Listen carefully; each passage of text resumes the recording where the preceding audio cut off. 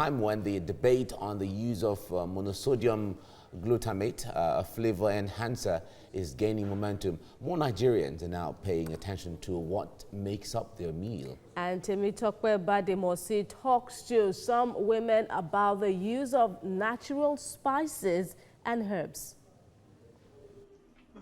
Food is essential for growth, and how it is prepared is an important factor.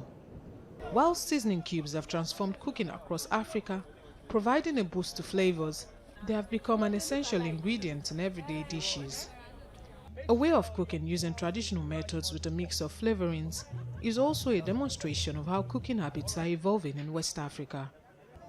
Busy and hectic life schedules have increased the demand for processed food products.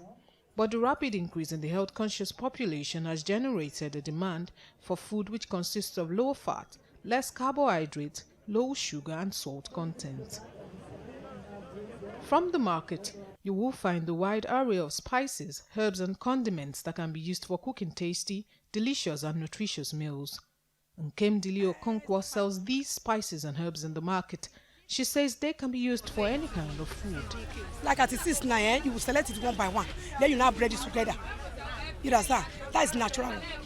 Assuming you are pregnant woman, then you put on bed, you can use it to flush out the whole system of the body. Ginger, then uzuza seed, then kosa, a lot of things like that. Then ginger, also garlic. You combine it together.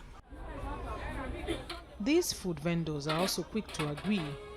Fine. I do again fast. The taste is exceptional.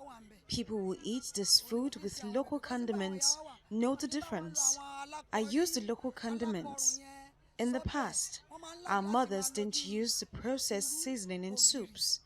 They used locust beans, crayfish and other things. These condiments make the soup very sweet.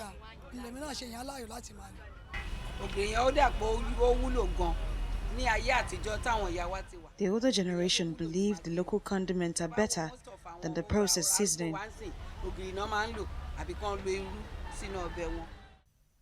In many African countries, the focus on food origin and authenticity is growing, partly due to concerns over health, and advocates are pushing for a return to traditional cooking using local seasonings. Tolu Ajose, a natural living advocate, is in the business of making seasonings from spices and herbs. She hasn't used seasoning cubes in more than 3 years. We have a component of artificial seasoning that is monosodium glutamate, that is an oxytocin.